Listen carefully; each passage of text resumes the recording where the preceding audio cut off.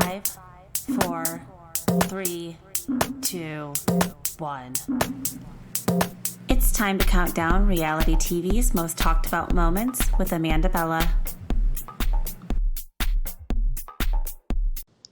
Hello, everybody. Welcome back to Bella Talks TV. It's Amanda Bella here. It is Friday, December 20th. We are 5 days away from Christmas. We are on our official countdown here.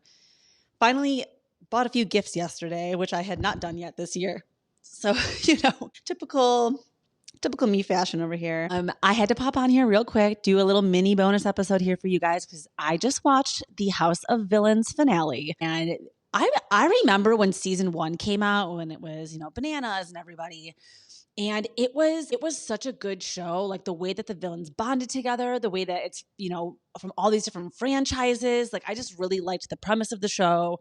And with Joel McHale being the comedic relief and the good host that he is, like I just really enjoyed the House of Villains season 1. So when season 2 came back with a new cast, I was like, I don't know how this is going to be better than season 1. Like the original season was so good, but they really did it this year. They put together a cast of people that are some of my favorite villains, which made me feel a little bit better because sometimes when they do The Traitors or they do House of Villains to Go, like there's always a few people that I've like never heard of or shows that I didn't watch. And so there's a few new characters that I kind of have to get to know, which I still kind of had to do with this season of House of Villains. But let's run through the cast of who exactly was in the house. And you'll see, I guess kind of how I knew some of these people. But okay, so we had Wes, obviously from The Challenge. Now, I know Wes. I actually met Wes back in like 2007 or something at like a club. I think I've told that story before. Him and some other Real World Challenge guys, Derek, a few other people were there at this club doing a club appearance. So that was forever ago. I have that picture somewhere on my Facebook. I really need to find it. But Wes was the obvious front runner coming into this episode or coming into this season. He has been on like 30 seasons of The Challenge. He's won a lot of them. He's known for being a villain, manipulative, like doing anything to win. He was really a front runner coming in.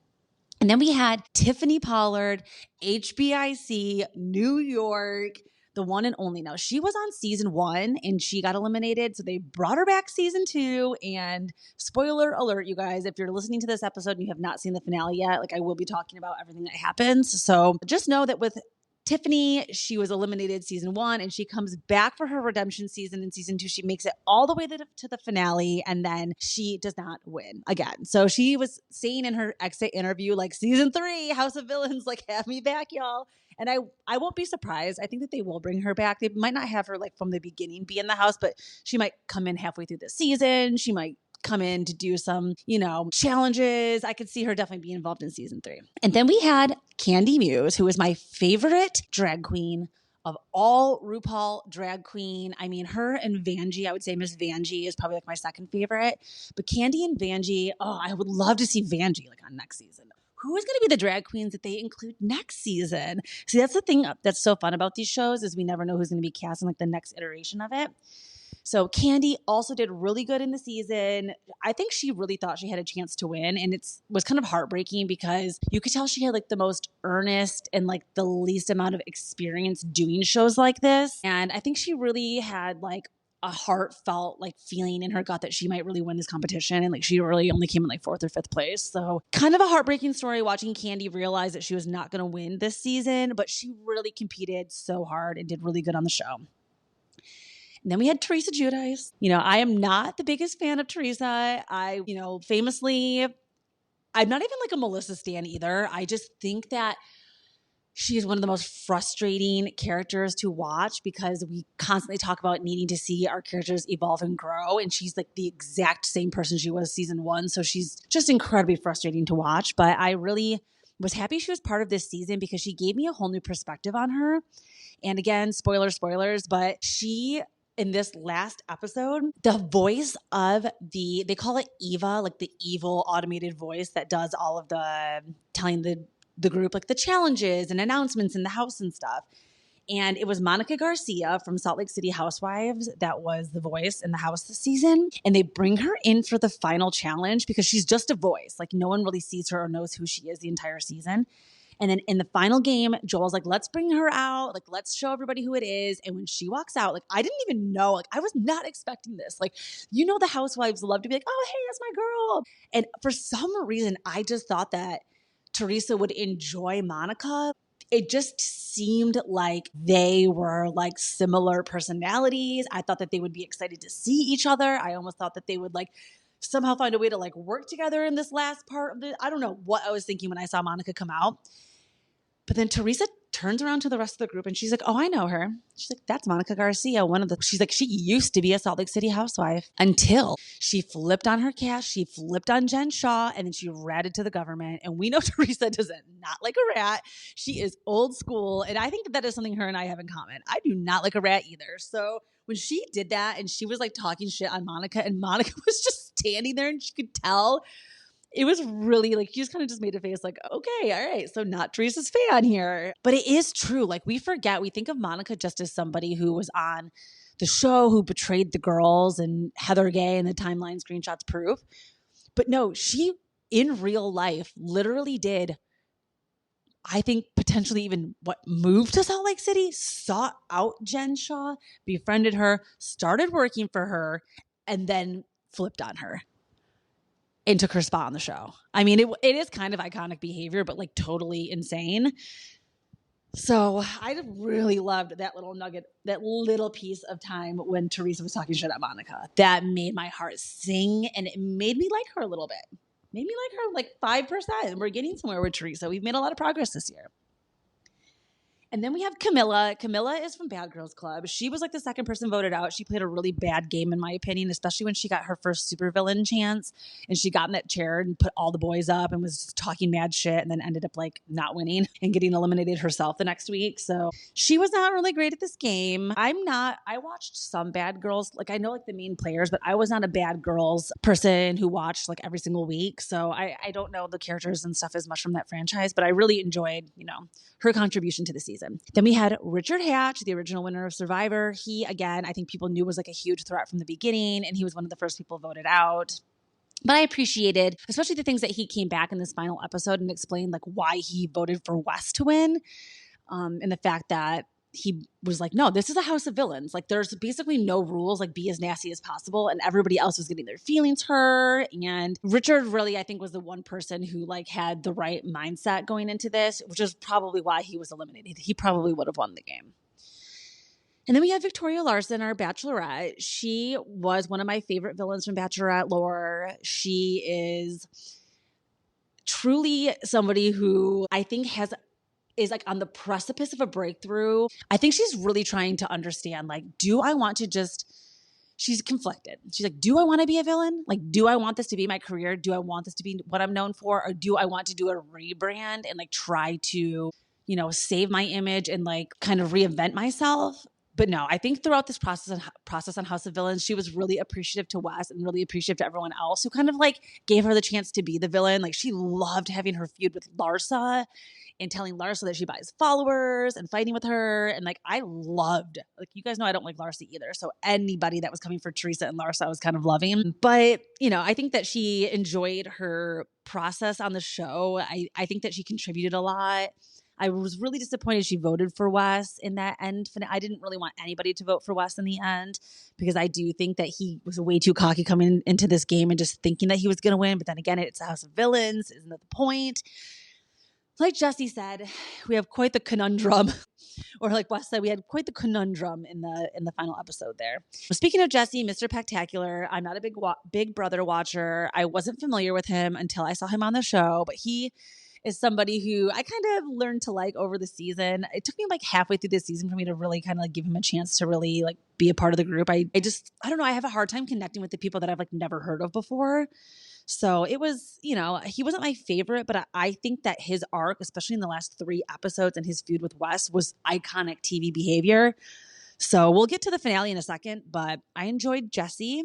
And then we had Safaree from Love and Hip Hop. And he is somebody that I had the opposite effect with, that I've watched for like a billion seasons. And I feel like I really like know him, and I really enjoyed him on Love and Hip Hop. Like he was kind of a little bit of a villain on there too because he was such a player. Like if you guys don't know, he was engaged to Nicki Minaj and was with her for like almost a decade before, she is with her baby daddy now. Then he was married to Erica Mena and had kids with her. And I mean, he is just kind of known for being like a womanizer and like a little bit of a player. But I think in recent years, especially becoming a dad, he has kind of gotten this like more calm energy about him where he's still a villain, but he's not like a total piece of shit.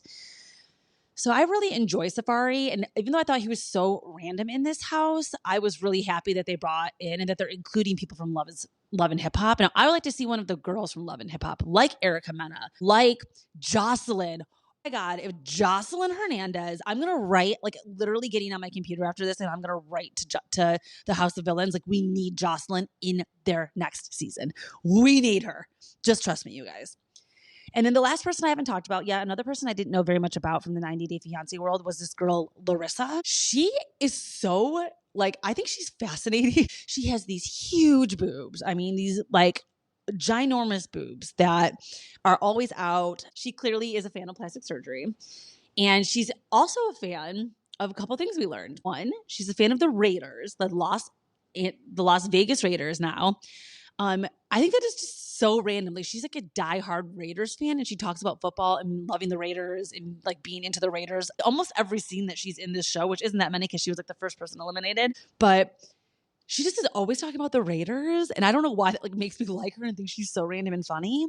And then she never got to meet Larsa because when Larissa got eliminated, they brought Larsa in to replace her as a surprise to the group. And so she never really met her. So in this last episode, Larsa and Larissa are together for the first time. And Larissa goes up to Larsa and is like, which is your favorite Kardashian? Like, she obviously doesn't know that Larsa has been like banned from the Kardashians and doesn't talk to any of them anymore. Larissa's like, oh yeah, I love them all. And Larissa's like, oh, I love Chloe. I should not try to ever do an accent. But she's like, I love Chloe. She's a Raider. Like, she loves the Raiders. And I just thought that was so random and funny too. Of course she loves Chloe because Chloe too is somebody who's like obsessed with plastic surgery and loves the Raiders. I just thought that was so random. Who knew that Larissa was a big Kardashian fan? So, okay, that was the whole group. Now, I can't get into every single episode and everything that happened. I cannot recap. Let's just talk about the finale here. So in the finale episode, it gets down to the final three. We get down to Wes, Jesse, who is Mr. Spectacular, and then Tiffany Pollard. Those are the final three that made it to the end. They're up for $2,000. And Safaree.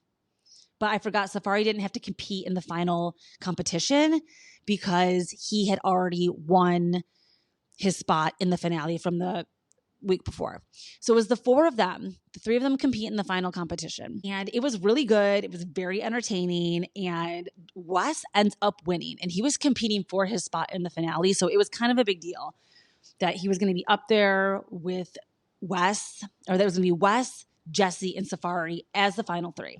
Now, I think everybody just assumed Wes was going to win, including himself from the beginning. And Wes did a lot of dirty things, played a lot of a dirty game. Like, he really had a lot of tricks up his sleeve. He was very manipulative, and that is the point of the game. So there was just a lot of back and forth about whether or not he cheated and if he took it too far. But I think my final decision about that is that no, he did play the game, I guess, fair and square, and he probably should have won.